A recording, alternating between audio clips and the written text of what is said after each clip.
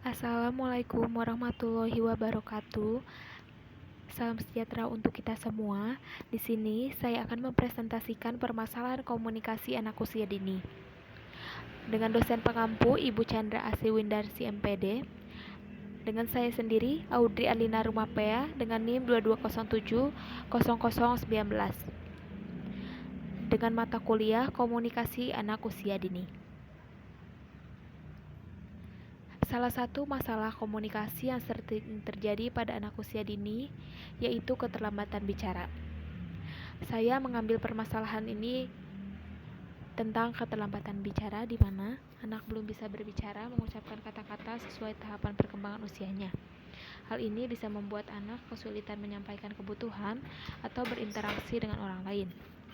Menurut Berkeley, tahun 2020 menyatakan bahwa keterlambatan bicara adalah kondisi di mana anak tidak mencapai tonggak perkembangan bahasa sesuai dengan usia yang diharapkan, yang dapat berdampak pada interaksi sosial dan akademik. Menurut Sari, tahun 2021 juga menjelaskan bahwa keterlambatan bicara dapat disebabkan oleh berbagai faktor, termasuk faktor genetik, lingkungan, dan kesehatan yang mempengaruhi kemampuan anak untuk berkomunikasi secara efektif. Selanjutnya, ada solusi stimulasi dan dukungan intensif.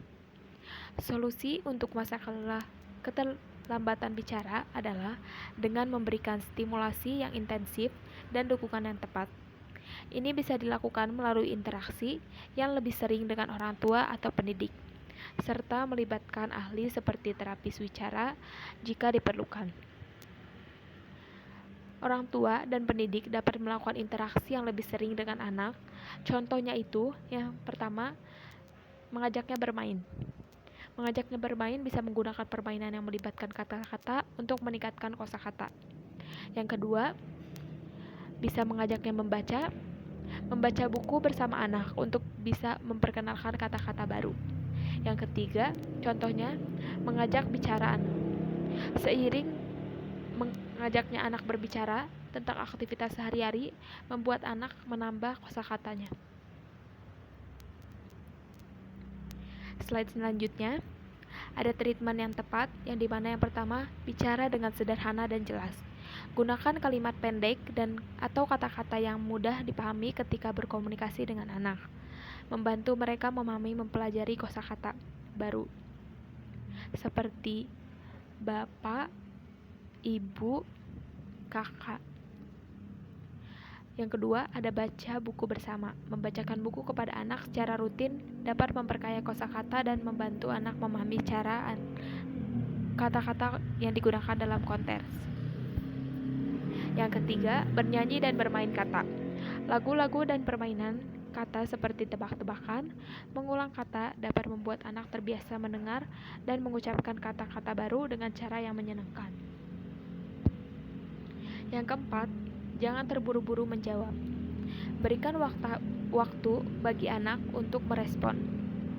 Jika anak kesulitan, bantu dengan memberikan pilihan kata. Misalnya, apakah kamu mau apel atau pisang? Itu contohnya. Yang kelima, konsultasi dengan terapis wicara.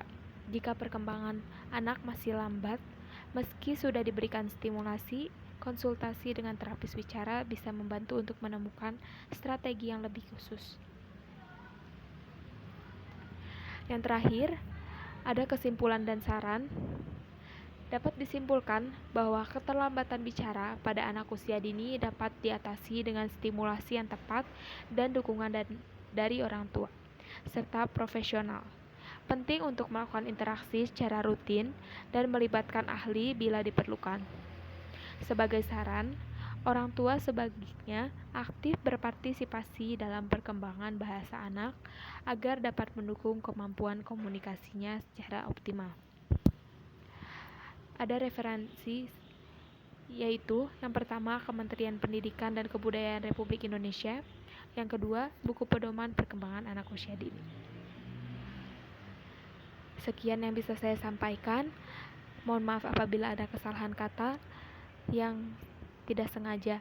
Terima kasih.